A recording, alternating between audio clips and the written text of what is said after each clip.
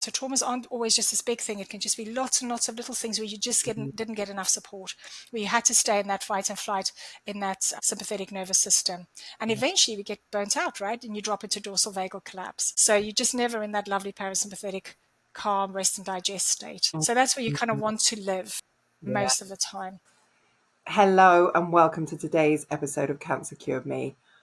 I'm so happy you're here, and I'm so happy that you get to listen to this incredible episode with Elrina Pretorius, who is the most inspiring woman. She has MS, but literally lives completely symptom free. She's overcome every symptom that she had and is going to share all the things that she did. She believes 100% that it is possible to recover. It is possible to live a great life, even with that diagnosis. And she's going to give so much hope to so many people. And she's so entertaining. She's so positive. So I'm not going to say too much more because I just want to get stuck in so you can hear all the amazing, tips she's going to share and hear her story. Elrina, thank you so much for being with us today. It's such a pleasure to have you. Oh, it's lovely to be here. Thanks for having me. You're so welcome. I just think this is going to be the most incredible episode I've had a few chats with you and your story is unbelievable. And you just said to me, just before we hit record, you said to me, yeah, I literally used to introduce myself, say my name and say, and I have MS. And now you don't even remember that you have it. So Yeah. what a way to begin. So I think everyone's going to want to know, oh my God, how has she got to this stage? How did this happen? And what is she doing? I need to know what her secrets. So is it best? I think maybe we'll start with, what happens, your diagnosis, what your symptoms were, and then get into the really juicy stuff of what you've done. Yeah. I think actually on that note that a lot more people are actually recovering or having my story, but they don't really talk about it because you stop thinking about it. So I think you kind of stop sharing your story because it's not relevant, right? So if you have pain in your knee, you're telling everybody you got pain in your knee. And Yes. then when your knee doesn't hurt anymore, you don't go around telling people, oh, I used to have this pain in my knee, unless somebody says, oh, I've got pain in my knee. You go, oh yeah, I had that thing and then I did this. So to me, that's kind of how this is for me. But where it's kind of front of mind for us more in our home is because my son also has MS, and his disease path has been quite different to mine. And he was much younger when he was diagnosed. So I'll tell you more about that Yeah. later. Yeah. Yeah. Yeah. No, that would be great. And so I mean, you share as much as you're happy to share in terms of, your diagnosis and what age you were and what was happening for you. Gosh. So I was so what I'll talk about first maybe is the timeline around a lot of knowing I had it without a diagnosis, because I didn't want a diagnosis, because I'll tell you the story. So Okay. um, I think maybe just to introduce myself, I'm a physiotherapist, and a few years ago I went and did a diploma in lifestyle medicine, so I could pretty much share a lot of what I do in my own life to stay well, not just from an MS perspective, but from every perspective, because MS isn't the only disease out there that's going to affect our health span, right? It's not just about lifespan, but like how long we live the life you want to live, and we're able to do that stuff. So I think that's maybe first and foremost a big part of what I do and the identity that I have as well, as a practitioner and as a person. But I think my first relapse was in 2003. We'd immigrated to the UK in 2000, which was incredibly stressful, as you can imagine, with two young children. My ex-husband worked very long hours and eventually was pretty much not home for more than 3 months of the year. For about 5 years, for that kind of first period that we were here. And in that time, my father-in-law was dying of cancer. So that was very difficult. And I'm pretty sure that had a massive impact on, from a stress point of view and how that affects the Yeah. immune system, which I'll talk about a bit more later. So I had a UTI, and it took a little while to get diagnosed. And by the time I did, I had a kidney infection. So I was on kind of big antibiotics for Yeah. quite a long time. And then we'd gone on holiday to France, and I came back and I was like, gosh, my gut is not okay.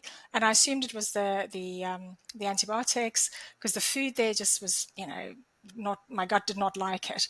And I went to see my GP and then got diagnosed with IBS. And I was like, I've never had IBS. Why would I suddenly start with this? And of course, because of the stress we were under, the GP was just like, yeah, it's just the stress and it's kind of common, and it just kind of dismissed, I suppose. There wasn't much else to go on. But what I was also having was what, unbeknownst to me until years later, was optic neuritis, because I suffered with migraines all my life. And I was having this kind of non-painful migraine where I just lose vision on one eye. And then gradually the colors in my eyes, so looking, through my right eye compared to my left eye, the colors would be different. And I didn't realize it was the damage to the optic nerve that had been done. I just kind of assumed when I had these little episodes that it was a migraine that was just weirdly not painful or without the nausea and so on. But migraines can do that, so I didn't suspect much. So this was all kind of 2003. And then I had a numbness in my ribs on one side and just weird symptoms there. And I just, in passing in the corridors of the hospital, I asked one of my colleagues if he knew what that could be, because it was just so strange. I was like, I just can't feel the side of my ribs. And he said, oh, he thought it was transverse myelinitis, which is not a great diagnosis anyway. But, being who I am, I tend to minimize things. And I was just like, oh, okay, that thing then, fine, move on.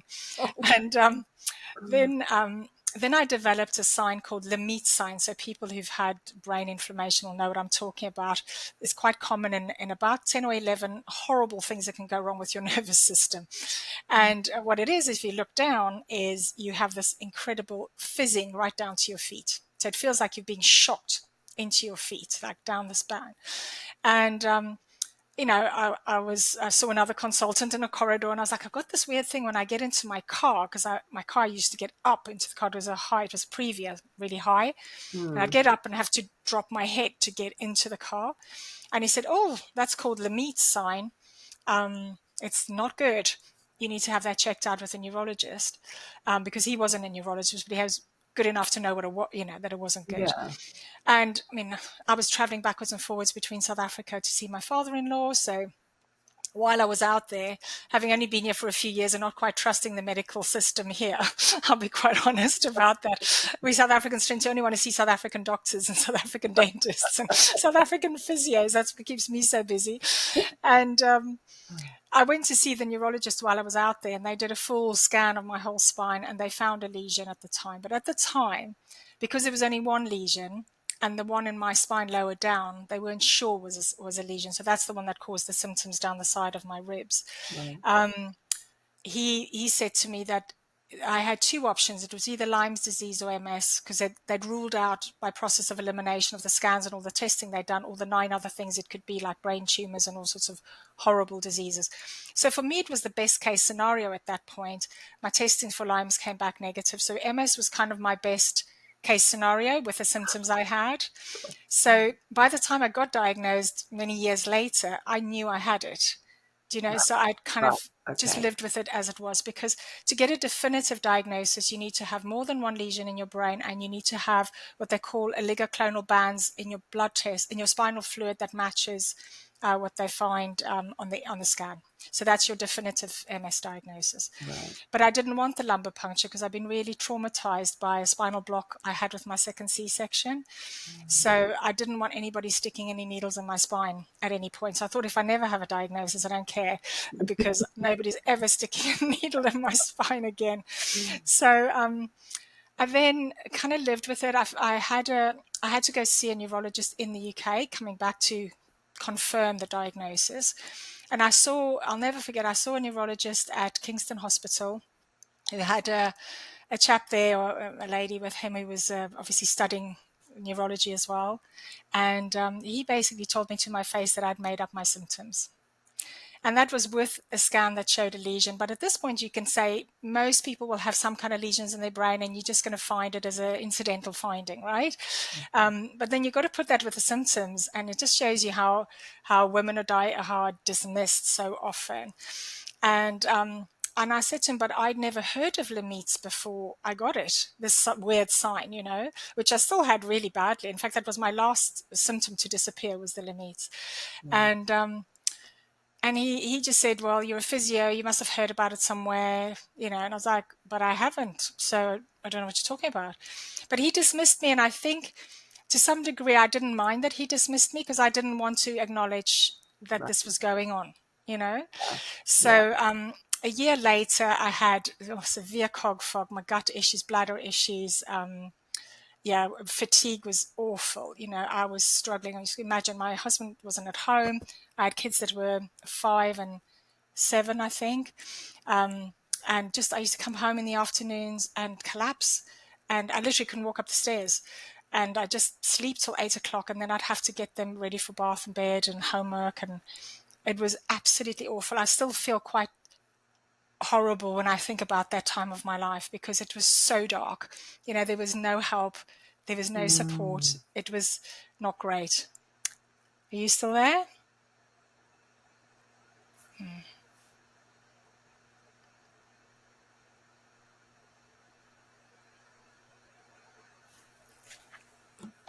Are you there?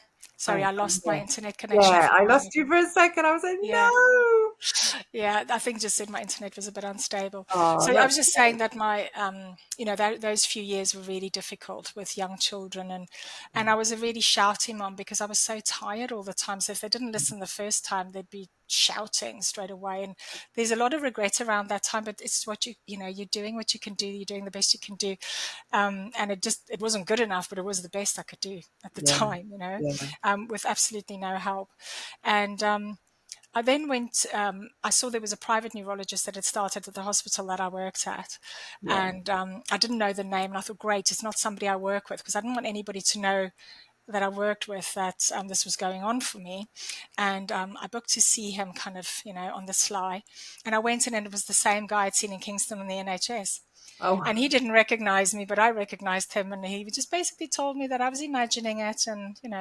So I think that was just his style of neurology. Like that's basically, just it's all what he in your does. head. And I mean, as a neurologist, you're going to get away with that, right? Because it is all in your head. It's just actually physically in your head as well. So that cost me. And remember, I'll never forget. It was how many years ago now? 22 years ago, 20 something years ago, and it was £120. And I remember resenting having paid him this money to be told I was imagining it when I full well knew at this point I wasn't imagining anything. I knew this was because there were ongoing episodes of optic neuritis. And then I started understanding about MS, Yeah, um, and weakness and sensory deficits and so on. right. Um, so from there, I think I kind of ignored it for a little bit longer. And then I must have had another relapse because they were pretty much coming every 6 months or so. And I Mhm. went to go see a colleague who I loved. He was a lovely man. I mean, I'm sure he still is a lovely man. And I went to go see him one afternoon after work, and I just popped in, and he was like, "Oh, come in."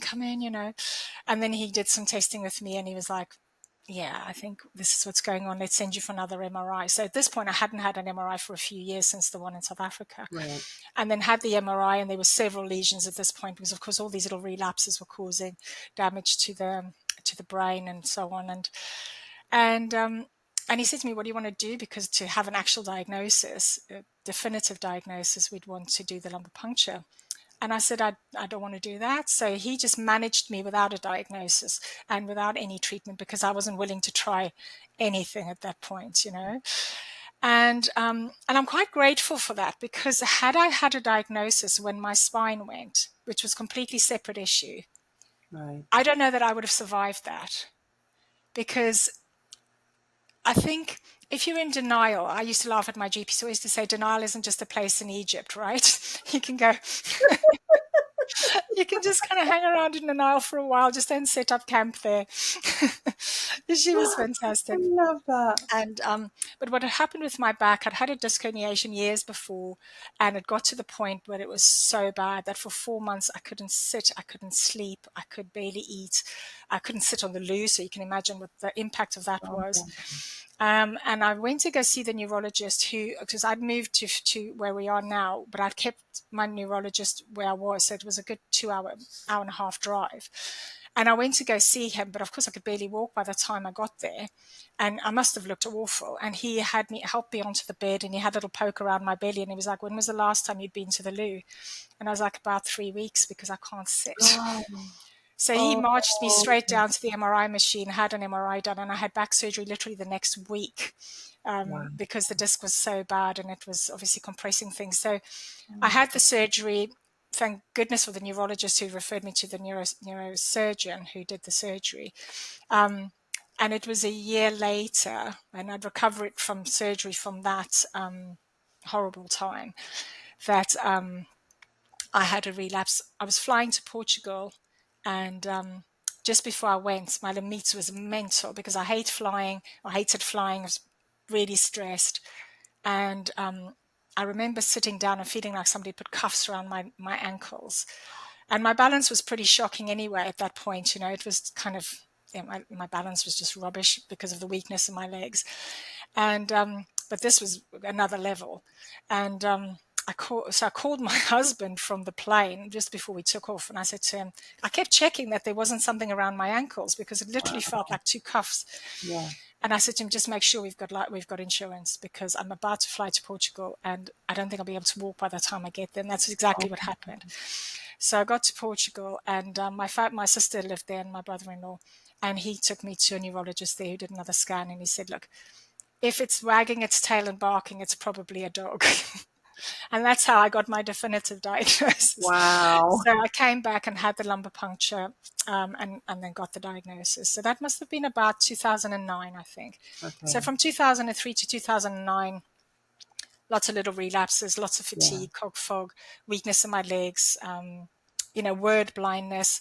I'd go do a course, and I love studying. I'd go do a course and I have to go do it again because I wouldn't remember anything I'd learned. Really. So, and for somebody who loves to learn and is intelligent and loves to teach, having no access to your brain, and I think understanding has become better now with long COVID, isn't it? Where people understand this post-viral syndrome and the cog fogginess and fatigue. But for Yeah. MS, that's part of your life, right? That's just how you live your life, is with Mm. that fatigue. And I remember looking at some photos with I was on the train on the way to London or something with my ex-husband and the kids. And I'm literally like, this is my jaw.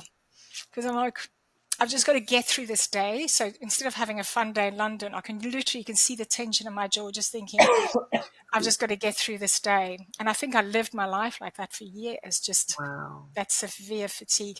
And, Yeah. people are worried about the neurological deficits you get with MS, arms and legs not working and eyes and all these things. And that is horrible. But I think what people don't talk about enough is how debilitating the fatigue and cog fog is, Yeah. because that's the thing that really steals your life. I'd have to nap every afternoon. I could only work a few hours in the morning, nap, and then work a few hours in the in the afternoon. So I couldn't have a full working day, or a full social life. And there was the spoon theory. I'm sure you've heard. How many spoons have you got for today? And you've Mm. only got spoons for this, and you can't borrow spoons from tomorrow. And that kind of pacing you have to do all the time So sorry. to that's all right, Sorry. to Well, manage your life. have a That's quick okay. And joke. especially if you think you've got young kids and, you know, a career that used to be a career and then became just like a few hours a day. And everything you do had to fit in around it. Yeah. And that was always far more debilitating for me than any of the physical stuff that went wrong. Is that chronic inflammation, that chronic exhaustion, not being able to walk up the stairs. And I remember if I had the energy to get dressed to go out, I'd sit on the bottom stair and just go, oh, shame, you need some honey and lemon tea. I'm so sorry. 2 secs. I'm just gonna. It's right here. It's come out of nowhere. I've got nothing wrong with me, and I'm having this big cough relief. I'm so sorry. I'm just so absorbed and loving everything that you're talking about. And where is this coming from? Right. Right. Stop. There we go. Okay. We're good. We're good. You sure? Sorry. That's So, all yeah, right. you were saying about literally trying to get up, talking about getting up the stairs and just chronic Yeah. fatigue. Yes, I mean, I would get dressed and ready to go out. And, little things like, thought about this the other day because I'd have to manage my outfit based on the place we were going to go, based on the shoes I had to wear in order to negotiate that place. So where I live, the two nearest towns are very cobbly stoned. And if I wanted to wear particular shoes, I wouldn't be able to wear those because my balance wouldn't be good enough. So then I couldn't wear that outfit. It's silly little things. But as a woman, you go, oh, I want to wear my pretty dress, but those go with those shoes, and those shoes don't go with Farnham. So not going to wear that. I'm going to have to wear my trainers in order to, and the trainers are going to wear my jeans and a nice top. So, and it was just this kind of natural and normal negotiation you had to do, and this constant compromise where your life just gets so much smaller, or knowing that, I couldn't do that thing in the evening because I would have done something else in the morning. And it's that kind of, where am I going to borrow some energy from to do the other thing that's going to take energy from me? Yeah, of course. Yeah. So this was all of this going on, and then you finally had your Portuguese diagnosis. And so at what point, so were you offered treatment? Were you offered something at that Yeah, point? so this is going back several years. At the time, the only treatment really available, and things have changed significantly for people with MS now, was beta interferon. And most people on beta interferon will find that you kind of lose a weekend. So I had a long chat with the woman that the MS nurse recommended to me, who was a biologist who had MS. So she'd done all of that, and she was kind of quite far along her journey. And she'd said to me she wouldn't have started it if she was with my symptoms, because you're going to lose a weekend, right? You're going to feel like you have the flu for the whole weekend on this drug. And I thought, well, I don't feel like I'm losing a weekend now. So I don't, I'm losing bits and bobs here, but, to have some kind of supposed benefit long term, I didn't feel like it was worth the payoff. And that's when I started researching alternative therapies. And I'm left brain trained because I'm a South African physiotherapist. Is all very, very left brain and scientific and research based. So going into really weird stuff, and it happened quite organically because I trained in acupuncture. That opened my mind to different possibilities, first of all, and looking at things differently in a more artistic way, I suppose, and bringing together more different ideas that eventually you discover why they work, because you may not know why initially you see they work, but then eventually the research comes out, rather than always waiting for research and then going, oh, I'll use it because the research is there. Sometimes you've got to take it on a bit of faith, which I had to do a lot through my journey, and then it works and you go, oh, well, it works. And I've kind of lost interest now sometimes about why something works. As long as it works, it's fine. I don't understand the internet. I don't understand my car engine. I still get in my car, I still read my emails. I don't care. If it works, give it to me now. I'm quite happy with that now, whereas I used to be very different, actually. I mean, the research. So in that period of time, I was researching like a mad person. But I was doing yoga and I got kicked out of my yoga class. And the reason I got kicked out was because yoga is supposed to be a really calm and wonderful thing. But this was a hatha yoga class. It was quite a powerful thing. But as I was deteriorating and my balance was deteriorating, my mood was deteriorating, because I'd go into a yoga class with all these people I'd been doing yoga with for years, that I could do better than they could. Now, I'm going to say better because, yoga is not supposed to have ego, but have healthy ego. And I'd walk in and I'd go, damn it, I could do that last week and I could do it better than he could, and then I couldn't. And, by the end of the class, I'd be whacking my mat around and, bashing it into the container. And I just wouldn't walk out there feeling lifted and held, because the deterioration was really obvious in the class. You could really see the deterioration from what you did last week and last month and last year. You couldn't do anymore. And I'm sure she must have picked up on it as well. And she's a lovely German yoga teacher. And she was like, I don't think this is benefiting you anymore. But you know what? I have to thank her for this, because she ever so gently in her Germanic way told me that I wasn't welcome in the class anymore. Because it was probably not so great for anybody else to see my deterioration and my temper going around it. Yeah, you're not feeling the best energy. Yes, I know. I wasn't a very yogi. And so she suggested that I try the yoga channel on days that I felt better. She says, if you feel good enough, go on the yoga channel. And I didn't even know there was such a thing. And then I found Kundalini yoga, which was my first step into healing.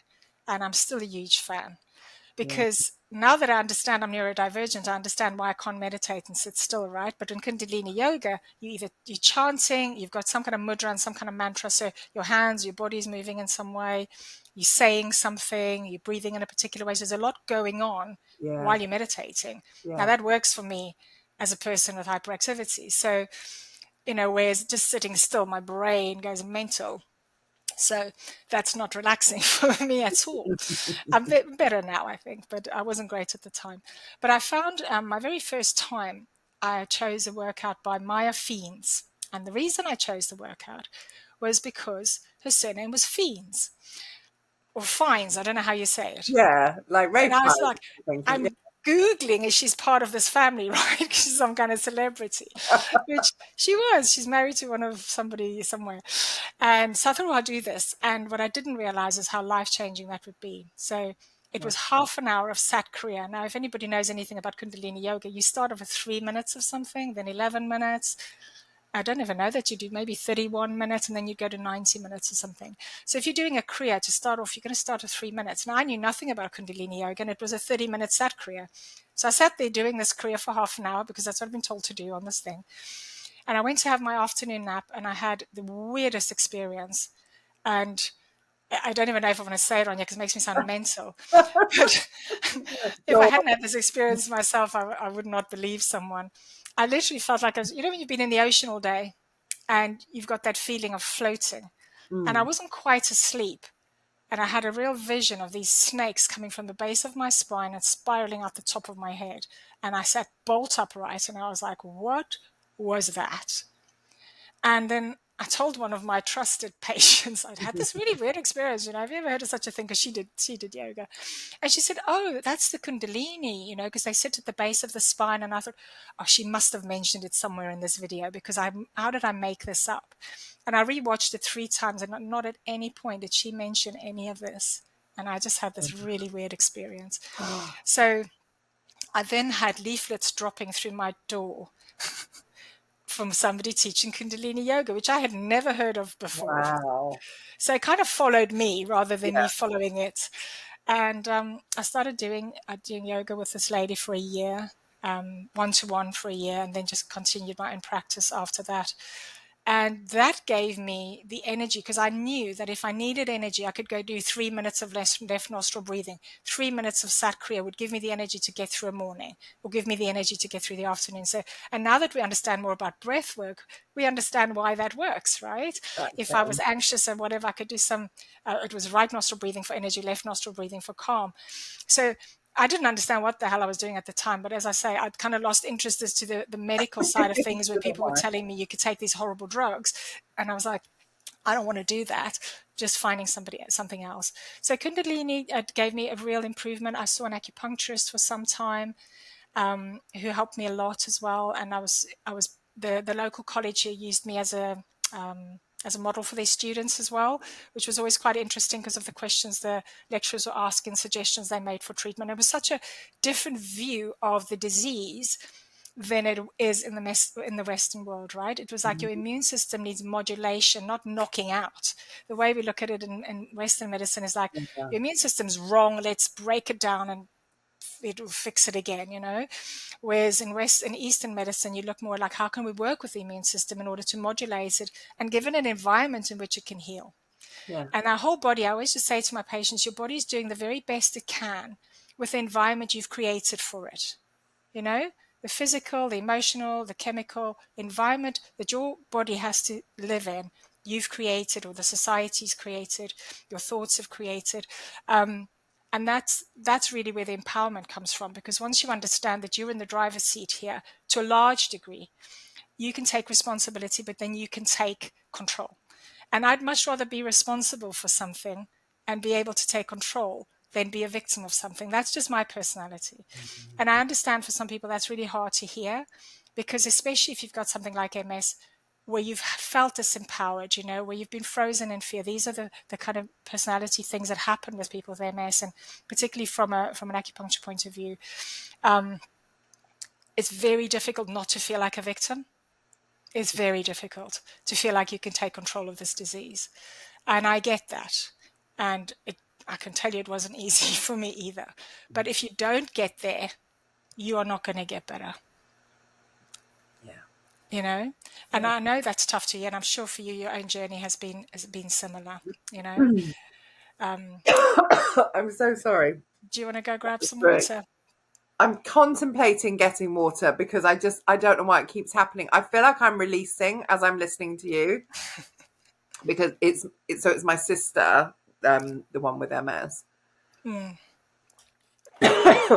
And as you're saying things, it's making me go, oh my God, she's got to talk to you. Oh my God, she's got to talk to you. And yeah, there's just, you're saying so many things that are just, I'm going light bulbs and I'm getting excited, but I don't know if I'm just doing this mad releasing because if I release, it's always through a cough. Can you bear it Oh, if I that's release interesting. it?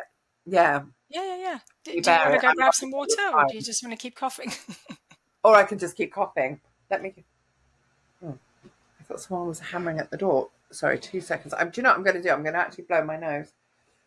I don't have a cold. I don't have anything. I don't know what's going Oh, on. I get it as well, don't worry. Right. Okay.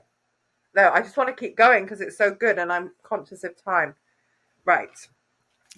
I really want to have a conversation with you when we're not doing this about Kundalini yoga because I've done bits and I like you. I don't really know what it's doing or how it's working, Oh, but I'm there's a fascinated. group of neuroscientists in New York that have done lots of studies on it. So if you want the kind of left brain medicine stuff, it's there. It's definitely there to be found. I love that. Right. Sorry. So you just said that was absolutely brilliant. I was just thinking that's an amazing soundbite, what you just said. And you said it's very hard to not feel like a victim. Um, Yeah. Yeah, but and I mean it the goes to something series that that I did most with people Tom won't get. O'Brien is called Betrayal, particularly because you feel so betrayed by your body, you know? Any Oh, autoimmune diseases, that's why that's the name of the series. But would you just say that again? Because I spoke over you at the beginning. Would you mind oh, just saying that again? Just say there's a series by. Can yeah, you say? so Tom O'Brien, who's the chiropractor nutritional guy that I did some work with, he did two series. The one's called the autoimmune equation, I think, and the other one's called betrayal, because of that feeling of betrayal of your body when you get an autoimmune disease, and also the sense of betrayal that the medical fraternity is not helping us in the way that is helpful. As so many people are getting help from outside medicine, which is not the way it should be, right? Mm, Um, but the knowledge is lacking. And I find the biggest frustration for me with my neurologist and the MS nurse is I would go to them with information, read this book, look at this research. There's so much going on out there. And I'd come back 6 months later, having had no relapses, and my MRI scans look amazing. And they just wouldn't be interested. And initially I found that incredibly frustrating. And then I think what I've discovered is not everybody's like me. I understand it better now. I'm getting old and I'm more tolerant, I think, just a little bit.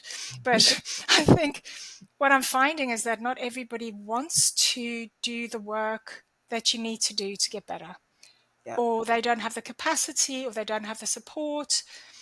Um, and as a practitioner working with people where you could go, look, you could come off your blood pressure medication, but what you need to do is this, that, and the other. And them going, oh, it's just easier to take the meds, right? It's just like, just easier. Yeah. Um, I don't Exactly. understand it intellectually, but I kind of get it that not everybody is like point and shoot. You Yeah. know, I remember starting therapy with a EMDR therapist last year, and she sent some information my way. And the next session, I'd read all of it, done all of it, and she's like, "Oh, I'm going to have to be careful with you because it was supposed to be done over months. This work," and I'm like, "But you told me to do it, so I've done it." But that's kind of my way of doing things. So I think I've been benefited by my personality as well, which is Mm. not my doing.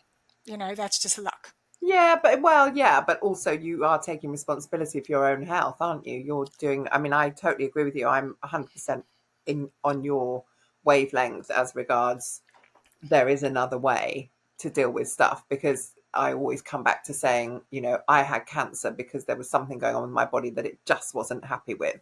And I was obviously in chronic inflammation and I was obviously doing something wrong. Yeah, So I had to go right back and look at all the yeah, symptoms and where it had come from. yeah. And I think that is the thing of going back, isn't it? I'll talk about that more in a bit. Yeah. Um, but then, the acupuncturist got divorced and moved away, and I found a reflexologist, and I still see a reflexologist now, but I've had some incredible experiences with this particular reflexologist. I'd limp up her stairs and I'd skip down. Wow. And I'd have the weirdest experiences while she was doing this thing called linking with her whole 2 points. And she could feel it and I could feel it. Really strange. And I mean, she was an occupational therapist that retrained as a reflexologist, also very Western trained. And Yeah. we'd have these really strange experiences. The evidence for me was that I'd walk down the stairs with no symptoms, and I'd have had symptoms for 4 or 5 days, go in for a session and then walk out with nothing, and they wouldn't come back. So, but then after she retired, I had to find I had to kiss several frogs. I think when it comes to reflexology, practitioners, can be incredibly different. And Right. somebody who is, doing great work, just relaxing somebody might not be the right person for you. If you've got an autoimmune disease or something quite serious going on, you probably want to find somebody that has quite a lot of training and Yeah. understanding Yeah. behind them. And then I started doing lots of research into vitamin D. At the time, it was the big buzzword in MS. People were consistently coming up with low vitamin D levels, but we now know that it's across the board, right? People with high blood pressure, people with diabetes, people who died of COVID, people more likely to get long COVID. These are all people who have low vitamin D levels. So I did a lot of research around it, and then I discovered another voice in the wilderness. It's Trevor Marshall's work, where he was going, it's not because the vitamin D levels are low, the transcription is the problem. So he had a whole different theory, but it kind of left me in the state of like, do I do it or don't I do it? Because he's saying this and he's saying that, and I couldn't find a cohesive voice on it, because there's this neurologist in South America that puts his patients on hundreds of thousands of units a day, international units a day.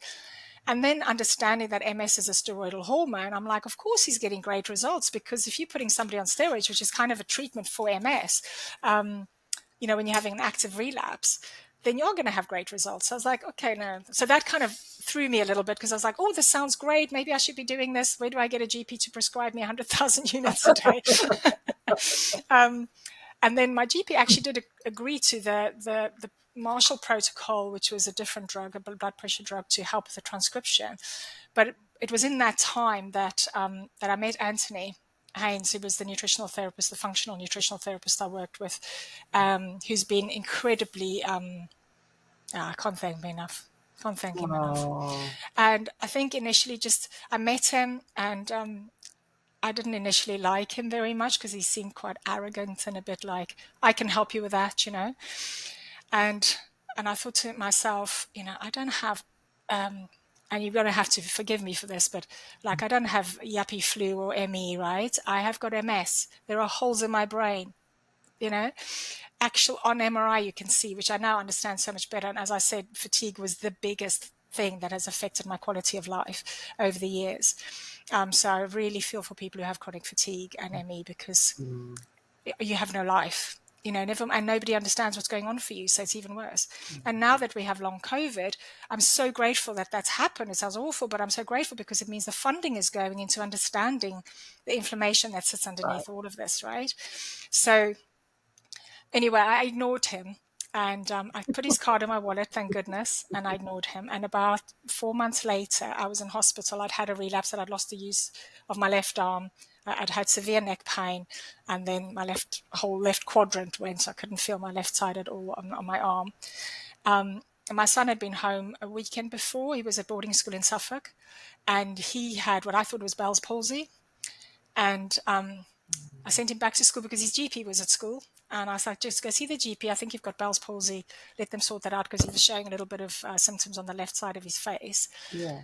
And I was in hospital, and I got a call from the school to say, could you come? He's in hospital. And I drove through. And while I was on the phone, while I was driving through, I was on the phone to Anthony for 2.5 hours. And I was talking to him about all this vitamin D stuff and what do we do. And because I knew, they said my son had suspected meningitis. I knew he had MS. I just knew Oh, it. It's that instinct. I mean, maybe it was just my worst fear, but I just knew it. And then, I mean, he was diagnosed quickly, because they did a lumbar puncture straight away, and of course found the lesion in his cerebellum, which was affecting him at the right. time. And he was 16 when he was diagnosed. Wow. So that was just like, my God, when you think this is the worst thing that's happened to me, and then it happens to your child. And to some degree, as a parent, you feel responsible, even genetically, Of or, course. and there's only a 2% chance, but I can't tell you how many people I know because you've got that ancestral trauma. You've Yeah. probably got a similar microbiome. There's, all these other things that go into the immune system that we don't fully understand yet. And you have this extra layer of disease that filters through family, probably in different ways as well. So I then decided to go and see Anthony myself. And I started working with him, and we sorted out my gut health, um, getting rid of toxins in my diet, upping my nutrition to a way that was, on point. His suggestion was that I cut out gluten, dairy, and the deadly nightshades, which I had been told probably about 18 years before to do by a homeopath. But this was in Wow. South Africa for headaches. I went to see him for headaches. And oh no, I went to go see him. No, that's true. I went to go see him for acne. And he asked me if I had headaches. And I'd had a headache every day of my life since I remember, since I was 4 years old. I just lived with them. And so did my son. So my Oh, son, I remember taking him to oh, pediatrician after pediatrician, and the pediatricians would say to me, "Did you suffer with headaches as a child?" I go, "Yes," and they go, "We don't know, but it happens." And and of wow. course, if you start tying together, I now know if I have gluten or dairy, I'm going to have a headache, because now I understand. But I didn't at the time. So, and I mean, in South Africa, I was a vegetarian. Imagine that. And then I was telling people that I'd need gluten, dairy, or the deadly nightshades. Well, I mean, I didn't even know what a deadly nightshade was.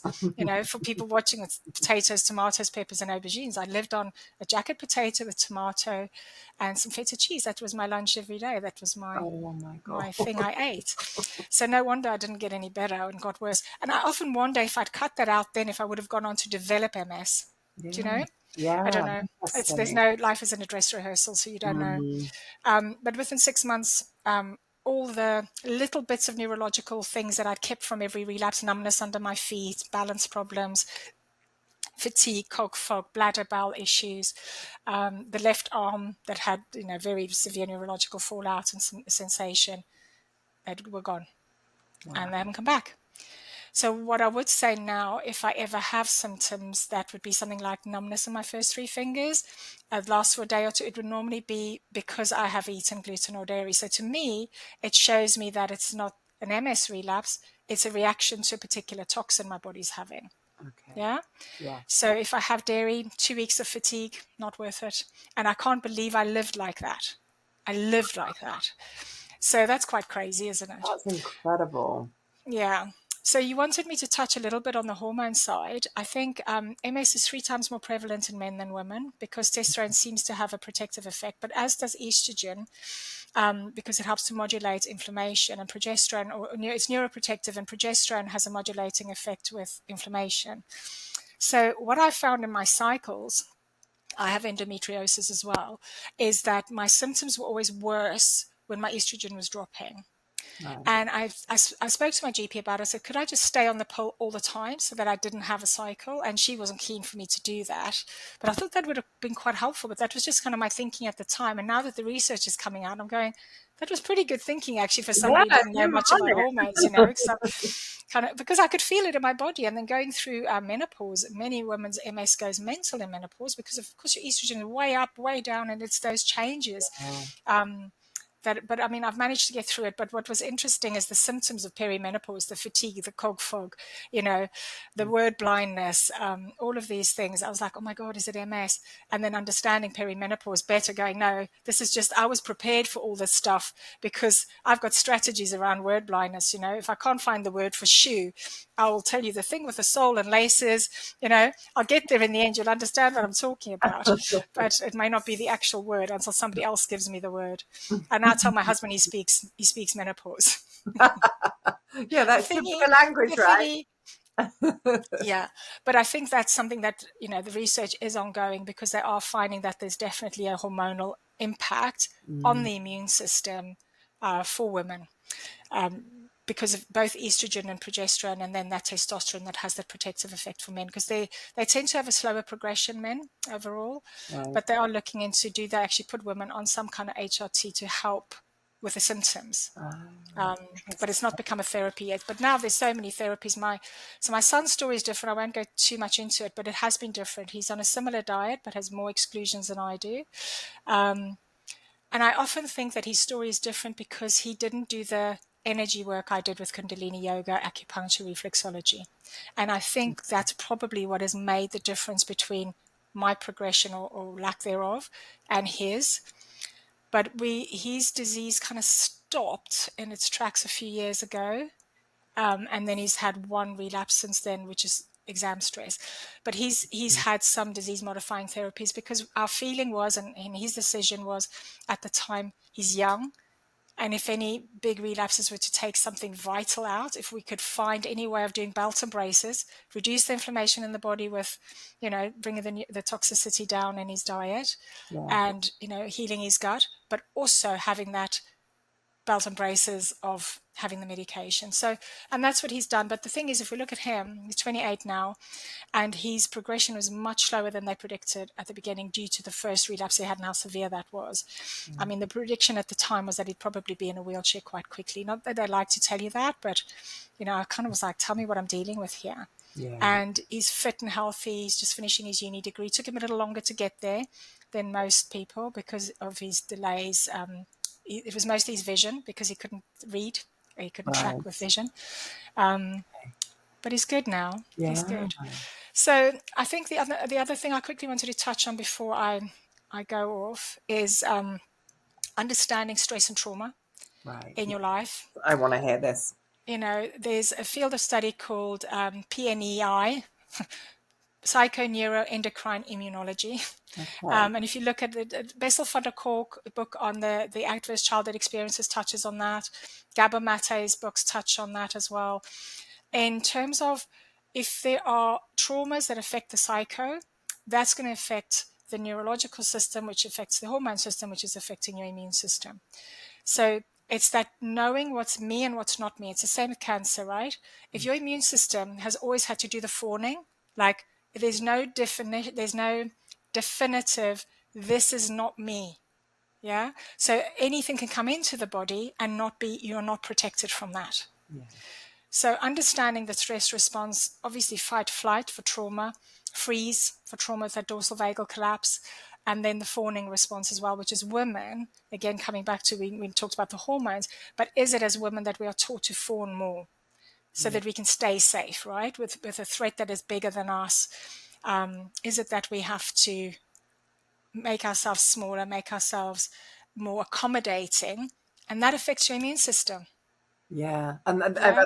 I was saying to you earlier, because interesting that you say fawning, because I've been reading a lot about it recently, and it's talking about, us being people pleasers and, yeah, like you say, Mm. keeping yourself small, and that Yeah. and that affects the immune system. Yeah. Yeah. Because you're giving a message that my needs are not important, right? That the thing I need right now is not important. So if that need is a defense against an inner or an outer threat, Mm. the immune system gets the message. And there are these pathways that are quite interesting. And then chronic stress also alters your immune response through this, triggers and worsens MS for sure. I can see that now with my son. But for years, I was really trying to be so calm. Partly why the Kundalini yoga was so good for me was to just keep my whole nervous system calm. I had lots of trauma as a child, and just, it's no surprise to me that I went on to develop an autoimmune disease. If I read, the Adverse Childhood Experiences book, and I go, gosh, there's trauma, neglect, again and again and again, and you just go, how does the immune system not respond with something? There has to be, if we think of the environment this body has had to be in, there's no surprise that it had to respond with something. This was its kind of, we call it pathology, but I like to think of as an adapted physiology. My body has just adapted to the environment. And if I can change the environment, do the trauma work, I highly recommend EMDR. It's unpleasant but effective. Go do the work. It really is about doing the work Yeah. to deal with whatever traumas. And the thing is, we've also got to understand that trauma isn't necessarily the thing that's happened to you. It's the thing that's happened in you. Right. So if your hamster dies and you are particularly traumatized by that event because of other things that have maybe happened in your life, losses you've had that you haven't dealt with, that's no less a trauma than somebody who's been in a car accident and somebody has maybe passed away in front of them, you know? And you'll have people who seemingly, and I work a lot with postnatal moms, And some will come in and have what I would consider a traumatic delivery and not be traumatized by it. And one would have had what I would consider a easy-ish delivery. No delivery is easy, but normal baby's fine, mum's fine, nothing went terribly wrong. And they're really traumatized by it because it didn't go the way they planned. Right. So for that particular personality type, if you've got a particular plan you wanted to run across, and it doesn't work exactly the way you want it, and you've got that control personality, that might be a trauma for you. If you're neurodivergent and you're constantly trying to fit into a world where you don't fit, that's a trauma, right? Over time, so trauma can be either an event that is too big for your nervous system to cope with, or too little support over too long a period of time. Okay. So if you think of it in that way as well, so traumas aren't always just this big thing. It can just be lots and lots of little things where you just didn't get enough support, where you had to stay in that fight and flight, in that sympathetic nervous system. And eventually we get burnt out, right? And you drop into dorsal vagal collapse. So you're just never in that lovely parasympathetic, calm, rest and digest state. So that's where you kind of want to live most of the time. Yeah. So today, where I am, I work full time. I work probably 6 hours a day, and I'm a physiotherapist. I'm physical, and I work with really quite complex patients, just through the nature of how I've specialized over the years.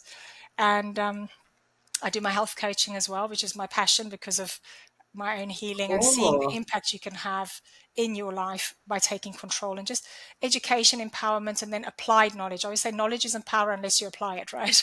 We all know how to eat well, but when it comes to health coaching, is how do you eat well for you, and how do you do it, with a partner Yeah. that maybe has other challenges and so on.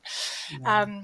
And until 5 years ago, I was doing CrossFit. I used to be up at 5 o'clock in the morning, go do my CrossFit, work all day, have things in the evenings. I have slowed down through menopause and COVID. So I'd say that slowed me down rather than MS, and just being more sensible. I think Yeah. for many years after recovering from MS, I didn't want to ever say no to anything. I kind of felt like I had something to prove. I like just pushing myself, which is also just something that I've learned. I don't have to prove anything to anybody Yeah. anymore, Yeah. I can do it if I want to, and if I don't want to, I don't do it. So I'm more able to rest, which I don't think I was able to. So now I mountain bike, I do reformer Pilates, I do weight training, kind of stuff that's good for menopause, really. That's where I'm at. No cog fog, unless I haven't slept, and no fatigue, and no neurological symptoms. So that's Oh, what's possible. So yay. don't let your doctors put you off, Yeah. find your own way, and my way may not be your way. It's just, It might be quite different. You just got to find so, your way. yeah, so Yeah. wonderful hearing that. I love it. It's just like this beautiful story. I mean, obviously it's horrific, all the stuff you've gone through, but it's like a fairy tale ending. Yeah. It's like, Yeah. you can And get and along the pathway, got rid of one husband and got another. Um, there. Okay, we But I won't would talk about say that it's today. very difficult to do this without support. And my ex-husband, in his own way, was supportive of like the dietary changes and so on. And I've got Mm, fantastic friends, and my husband's a chiropractor, so he really gets the nutrition and wellness side of it. yeah. So I don't have resistance from that point of view. If you've got a partner who isn't supportive in that way, it could probably be quite tough. Mm, And I think also because my son also has MS, our family is deviated towards, all the food in the house is gluten and dairy free. That's of just easy. course. Yeah, of There's course. no big conversation about, oh, I can't have that or whatever. And I can see how that happens for my clients Yeah. when they're trying to change something and people aren't considering what could be a real need for them, not just a Mm, preference. mm, yeah. So, but again, as I say, that may not be what you need to cut out. Maybe you need to do different work. But Yeah. for me, I had to do the biopsychosocial, right? I had to sort out my body, my gut, and all the stuff I was putting in it and all the stuff I wasn't putting in it. Yeah. I had to sort out my trauma. I had to do all that energy work. I had to go for therapy. And I surround myself with amazing people and an amazing environment. So yeah, Oh, I that's the love it. work. Thank you. Everything you've just said, you're literally confirming all the things that I just bang on about on here. I'm like, Oh, that's good. release the stuff. You've got to do breath work. You've got to do, for you, it was Kundalini yoga. And I Yeah. love that you've shared that because, as you say, those of us with neurodivergent brains, yeah, that's why I love breath work because it takes me out of the prefrontal cortex. And so Yes, yes, I'm not drops you even back in having, your body. yeah, just, but, Yeah. and the breath is right there for us every single day. But yeah, I love people to, get curious about Kundalini yoga. I've certainly dipped into it, and it's something I want to do more of. So Yeah. that's fascinating. And you recommend the EMDR as well, Yeah, the deep absolutely. Yeah. trauma And healing. also, you might find the first therapist, I had to change therapists Right. twice. Right. The first time, because my first therapist was my sister, who's an EMDR therapist. And I'm afraid when Yeah. you share childhood trauma, it's not a good idea to do that with the same person. We should have known better, right? But we were Yeah. both like, oh, Yeah. let's just give this a go, see what works. That did not end well for either of us. Oh And no. then she recommended somebody else to me. I just didn't resonate with her. No. And then I found another therapist who I absolutely love, and I've been working with her for a year. And the change in the level of pain in my body has been phenomenal because I'm Really. hypermobile, you know, everything hurts all the time. And it was just a question of, wow, about 60% of what used to hurt doesn't hurt anymore. That's incredible. And Yeah. I know we're coming up to time, Yeah. but can you share that you were supposed to have, weren't you supposed to have a hip replacement, and you just, Yeah. yeah, Yeah, I was supposed to have a hip replacement last year. And I thought, if I can heal my brain from MS, why can I not heal my joint from arthritis? So I've done a lot of work last year. That was part of the MDR. Obviously, I'm doing rehab. I'm a physio, right? But I was doing rehab before, but now the rehab holds and takes, which it didn't. So I just saw the surgeon 2 weeks ago, and he's happy for me to wait. Um, amazing. yeah. And you think So that's from the trauma release? I really think it is, Yeah, yeah, because so definitely. much is held in And the head. and I have offloaded myself as well, physically and mentally. And I think I just went and had a look at where's the load, because load in the hip, where's the load? So I'm sitting on a chair that can move. Um, I sit more than I used to. So there's other things I've done as well as the trauma therapy, but Mm, it's never just one dimensional. I think this is the key thing for people to recognize. It's not just going to be diet or just going to be MDR. It's multidimensional. If life were that simple that we could do one thing and that's the magic bullet, well, I'm here to tell you that it's not, right? Patients yeah, come in for acupuncture, but they don't want to do any of the work I give them to do. no, Well, of course. there's going to be limited efficacy. It's the same with physiotherapy, and I'm very hands-on therapist, but I find, if you don't go do the work, you're not Yeah, going to get the results. You'll of get some, you're just not going to get all of it. Of So, course. Oh yeah. my God. You are just such a gift. You're amazing. And Oh, I'm going to thank put you. everything in the show notes, but obviously people can give themselves that gift of working with you, as Yes, you yes, shared, absolutely. working with you from your in your sort of health coaching practice, because yeah, you can help people see, well, try this, and put that together for people is absolutely life changing. I am signing up right now. Oh, thank you so much for having me, Amazing. Alex. I Oh really my God, appreciate Elrina, that. thank you. And I just, yeah, there's so much there. So I hope people have loved this episode. Please let us Good. know, and do get in touch. So thank Thank you you. so much. We'll see you on the next one.